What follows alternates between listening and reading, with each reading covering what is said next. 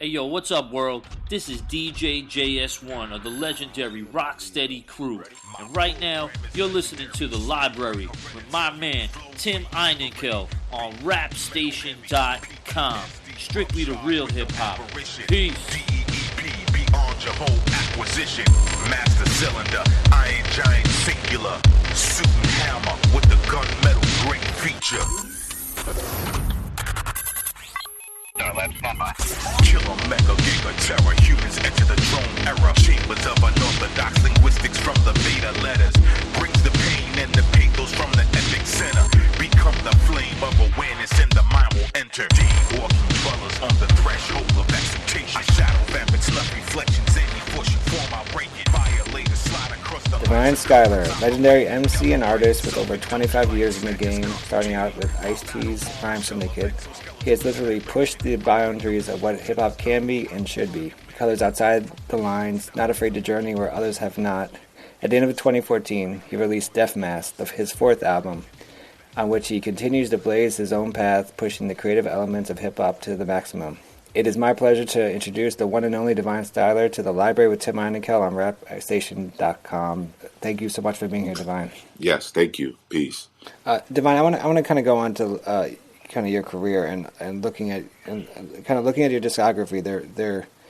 There were 3 years between your first album and second album. Then there were 7 years from the second album to the third, and now 14 years to this album, Death Mask. Why so much time in between albums?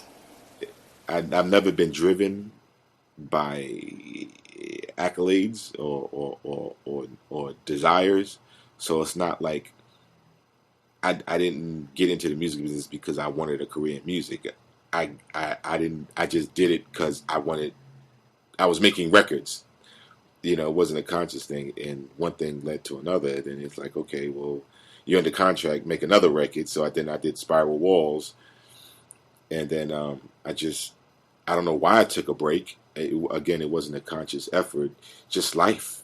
You know what I mean? And I started to early on. I started to realize that the records were almost writing themselves, and I couldn't because in between those records, I was always doing music in some way, shape, or form, and every time I would force it, I wasn't happy with it. It didn't feel right because it felt like I was contriving something.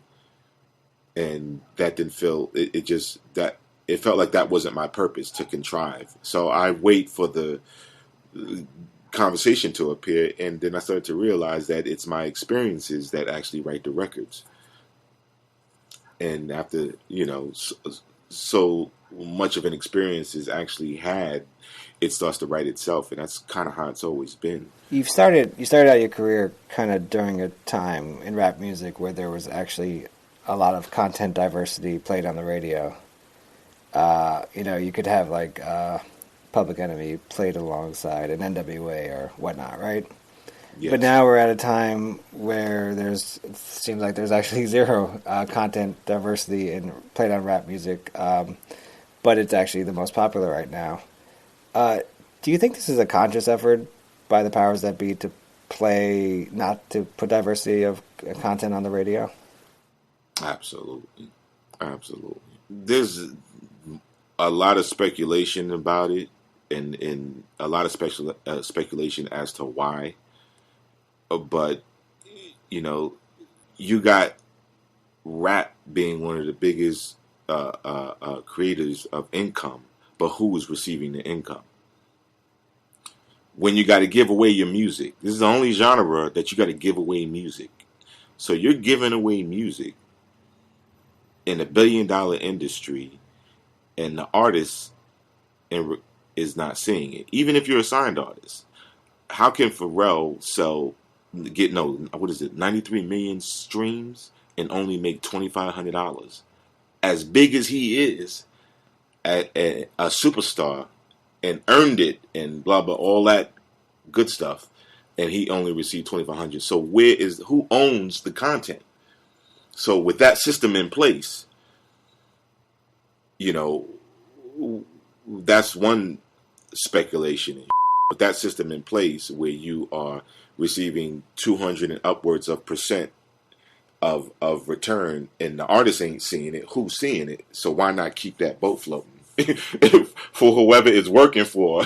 You know what I mean? But the other thing is the other aspect of it. There was a time where there was a major transition from the free form of the expression into this gangster rap thing, and then it took off. And how did gangster rap become the staple to where that became what we do as an art form? That had nothing to do with the art form. That's street again. That's drug dealers. That's people killing people. That has nothing to do with the art form. So now we're in this place where everything is anti-life, and it sells. Now, does it sell because the companies want more of it because it sold in the beginning because, NWA came out, or Public Enemy sold, why can't we have more Public Enemy? Or, what I mean, Super Lover C sold, or Big Daddy Kane and Biz sold, why can't we have more of that? So at that point, who for me, that's where the conversation lies. Who is in control? Who the they question. Who are they? You know what I mean? Or is it left up to these kids that want these record deals and they think they have to do that to make a record? So that's what the company wants to push. No, the company pushes what they want to push. They'll sell you, dog on a stick if they want to, and you will purchase it because they're telling you to. I just don't think people are that stupid. I think there is a system in place. You know what I mean? And I try and stay away from the in-depth version of that conversation because I don't want to get into philosophical and argumentative debates with ignorant people about it. You know what I mean? And so forth and so on. But I definitely think it is totally by design. Right. I mean, you play enough of one song on the radio. You play a song 100 times on the radio, people are going to like that song no matter what. No matter what. This whole thing that we work for the fans is a bunch of bullshit. You know what I mean? You make records because you like to express the way you like to express. Not because that's what the fans want. The fans don't know what they want. They take what you give them, and they can either like it or dislike it. But at that point, it's not art. If you know what I mean, it's not a personal endeavor or a creation or however you put it. Like, then why are you doing it? If you're doing it for them, and they don't know what they want. So it's in a weird place, and I don't understand that where it's going to evolve at this point. But I don't know. It's just interesting. I want to talk about just really quick. I have a quick question about your Muslim faith. How much does your faith play a role in your art? And are you usually in sync, or do you find yourself running into kind of personal contradictions when you're doing art? Personal contradictions. That's an interesting question. Not real. No, never really. I mean, there was a point in time where I really got serious in with Islam. Because you hit that point. Well, am I going to do this or am I going to play with it? Why are you doing anything?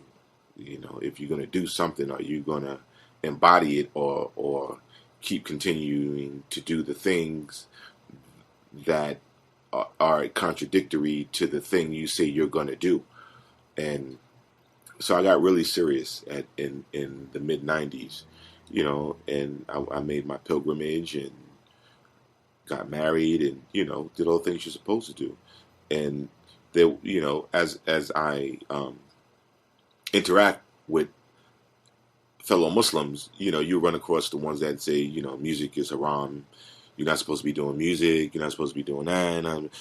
And I look at that and I think to myself and I wonder, and I was like, everything here that we have access to as a race of humans on this planet was here before we got here. Even the ideas, and if that is under the guys that we can do right or wrong with it, we can do good or bad with it. But to tell me that I can't do music, that's more of fanaticism, kind of extremist kind of a thing, and I just wasn't feeling that. But the sensibility of it is designed to make you feel guilty and to make you feel like you can't do anything, because Satan is everywhere, and I just don't adhere to that thought and that idea. First of all, I don't believe in the devil. I don't believe there's such thing as a devil. and I'm definitely not feeling the idea that there's some Satan in some invisible Satan somewhere that is out there to stop you. You know what I mean? Creation is creation, the supreme being, or whatever you want to call it. But I just don't, So I never really had a contradictory feeling of, in that sense, or the guilt to have to make Islamic based music or religious based music. Like, I make music in the world. You're supposed to not be in the world in some, belief systems. You're supposed to be out of the world and be here in this bubble. And I kind of never gelled with that. You know what I mean? And I did my thing because I feel I have self-control. I can be in the world and not have to fall victim to all the that's out there. You know what I mean? I can walk amongst whatever. People are people. You just learn how to, So I always came from that place with it. I've heard you in past interviews. You talked about your dad, Rick Richardson. He was a DJ. He worked for WBLS and a bunch of other clubs. I've always find it interesting, when people talk about their kind of the music they grew up listening to. What's the most memorable record you remember your dad spinning? And then which one do you think is the most influential to you as an artist? Oh wow, that's a trip. The biggest influence, the biggest record, not biggest influence, but to answer the first half of the question, Love Is a Message. He did Love Is a Message master mix, I think in 80 or 79, and they used to play it on BLS. And Love Is a Message was a big record. That is like the New York anthem for disco at the time. And it was like it was dope. It was just like, damn. I would hit on the radio and smile, but growing up around him being a DJ, it was still first. Being DJ in the house and out in the parks and in the clubs, it was still first nature to me. So it wasn't like a big deal. But he was on the radio, with one of the biggest New York records. It was interesting. And I think the only thing that influenced me musically from what he did was just being around so much music at a young age. Them building the sound system in the house, them breaking it down to take it outside to the park, putting gear in it, and the people involved, and the records in my room, being 5 years old and having these crates of records who nothing to do. It's either you suck your thumb or you look at the record covers. Right. You know what I mean? Right, so I spent a lot of my childhood just looking at record covers and reading them and just being fascinated by the diverse. I remember just looking at a Parliament record at a certain age and just reading the comics on it and looking at the art and trying to figure out what this meant. And then looking at a Kraftwerk record, you know what I mean? Yeah. And being like completely mystified, like why do they have what is that, a computer head? You know what I mean? Having these questions and the feeling that these covers gave you and what they implied, and then you put the music on. I had one of those fold record players, the plastic record player. Oh, wow. You put a record on you, and that's how I used to play his records. And I used to play the hell out of Trans Europe Express. And Wow. turn up the lights and scare my sister. You know what I mean? And I love that shit. But I guess that was my first sci-fi experience with myself. That's awesome. Divine, you released your first album, Word Power, in 1989, and as we've talked about as Death Mass is your fourth album, released late last year. You've had obviously a long career, but which album do you think best represents you as an artist? And then, which album are you the most proud of so far? I think they all represent me because they're really snapshots of a journey, and the journey's not over. But the one that I'm most proud of, I would say, is a really hard one. It would be Spiral Walls and Death Mass. Spiral Walls for the pure, like, honesty and the purity of it for me to just unafraid and just to do something that you're not supposed to do. You're not supposed to make that kind of record as an MC.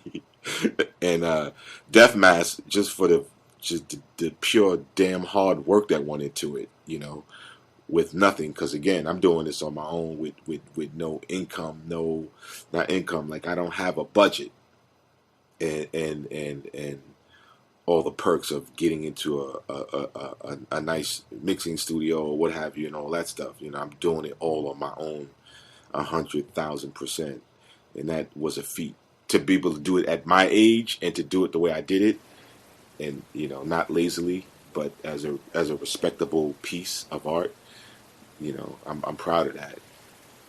So what keeps you? I mean, I guess what keeps you going? Like, I don't know what. How do you continue to draw inspiration? That's a really good question. I don't know. You know what I mean? I really don't know. I guess I really like what I do. You know what I mean? I don't necessarily like the business aspect of it and what making a record brings, because it brings a lot of bullshit.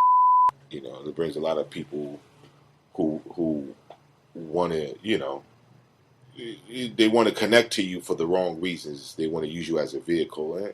It's the whole Hollywood thing. You know what I mean? I ain't into that. I'm just not into that. I want to make records and make my money and make records. I want to be paid for my worth, but I don't want the bullshit that comes with it. But it comes. You know what I mean? It comes inevitably. But I have a low tolerance for it. Again, I'm not here for that. I'm here for the expression. You know what I mean? To do the thing. And yeah, that would be it. He's a legendary MC and a legendary artist with over 25 years in the game. Latest album, Death Mask.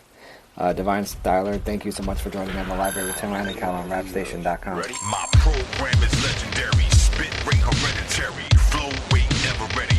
Bit rate metal heavy. PTSD roughshod with no apparition. DEEP beyond your whole acquisition. Master cylinder. Iron giant singular. Suit and hammer with the gunmetal great feature. Killer mega giga terror. Humans enter the drone era. Chambers of unorthodox linguistics from the beta letters. Brings the pain and the pathos from the epic center.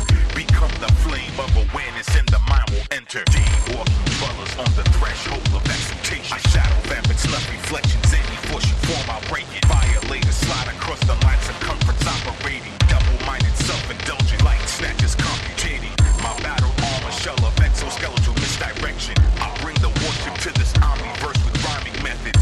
From the ancient style of subterfuge I raise the question. Is your square off a degree or are you in your center? Bring your rapture, any fashion, doppelganger, slack the passion, void of any act of ration, lacking science, lowest chances. I smell the weakness in the devil's iron blinking pattern. I wrote the sequence to the virus, now I crack his atom. Slowly descend. I'm bodying his dark lord, striking with the spark sword, shoddy with the squeeze grip, aiming where the dogs born. Finger on the kill switch so replicants are knocked off. I'm feverish and on the brink of overkill. Thereupon, lights dawn, the fight's gone, retreating to the octagon. Meditate on trigrams and recollect the pantheon. Regenerate and reposition, spine erect to open system. Astro ether, cosmic vision, downloading micro missions.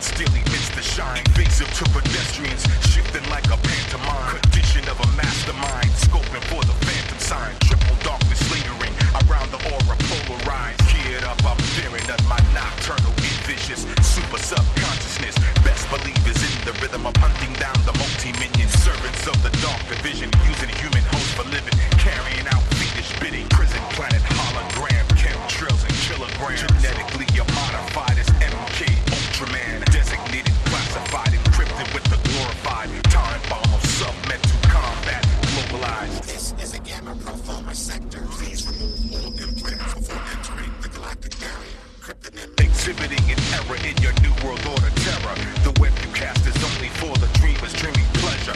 I'm wide awake and